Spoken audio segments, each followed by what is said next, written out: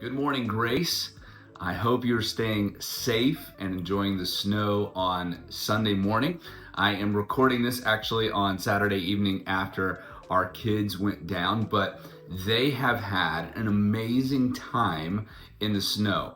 One of the stories that I wanted to share from our snow expedition was that Judah and Jones were sliding down one of the hills in our neighborhood, and Jones was a little afraid about sliding down. And so he said, Judah, can you help me? And Judah showed him how to do it. And that not only showed him how to do it, but then encouraged him to do it. And it reminds me of this passage, actually, when we look at 2 Chronicles 20, starting in verse 5, where we unpack another aspect of what does it mean to wage war God's way in the everyday. While there are many people in Israel who are afraid, they call upon the Lord for direction. And we'll see in the following weeks to come that God responds with them. What we like to call this, and we don't want to overcomplicate it, as Pete Greig says, that it is prayer that is simply this kind of discussion between a father and his children. And so let's hear his children respond in prayer, starting in 2 Chronicles 20, verse 5. And Jehoshaphat stood in the assembly of Judah and Jerusalem in the house of the Lord, also known as the house of prayer, before the new court, and said, O Lord God, our fathers, are you not the God in heaven? You rule over all the kingdoms of the nations.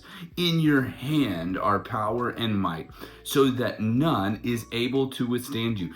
Did you not, our God, drive out the inhabitants of the land before your people of Israel, and give it forever to the descendants of Abraham, your friend?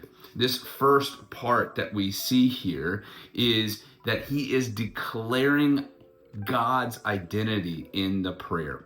So if you're like taking notes right now, the first point is declare identity. And I want to send this video, and it's going to be very brief, but I want to add questions for you to discuss this morning with your family, your friends, maybe your roommate, or text somebody if you're by yourself. And one of the questions I want to ask is, what is the attribute of God that you hold on to when affliction arises? What's the attribute of God that you declare when affliction arises. That's the first aspect of prayer for Jehoshaphat. Let's keep reading.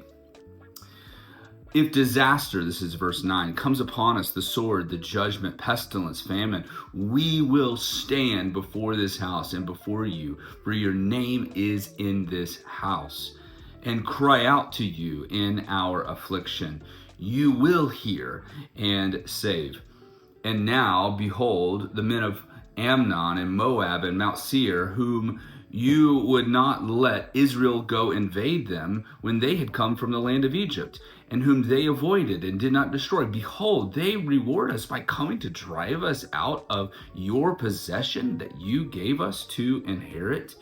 O our God, will you not execute judgment on them? For we are powerless against them.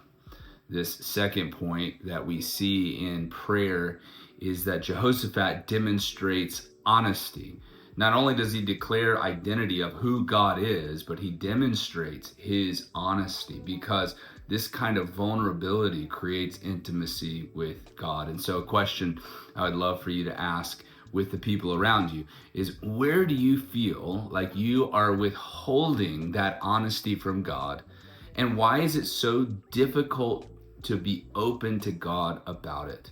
I'll say it again. Where do you feel like you're withholding your honesty from God? And why is it so difficult for you to be open with him about it? Now, there's a third aspect that I wanted to read as we wrap up. It says this: we do not know what to do. This is the end of verse 12. We do not know what to do, but our eyes are on you. We see this last point here is that he displays dependency, that he is saying, you are God, I am not, I am powerless, I need you, and I trust you.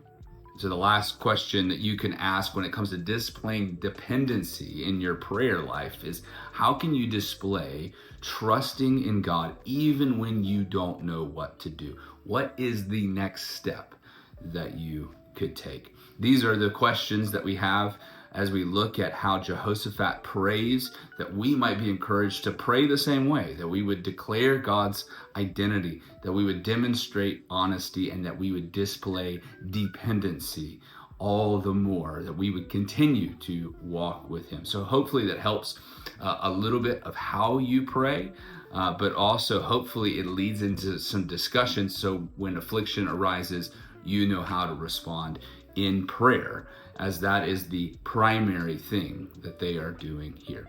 I hope you have, again, a safe, snowy Sunday, and we'll see you on Wednesday for midweek, and we'll see you next Sunday at 10:30.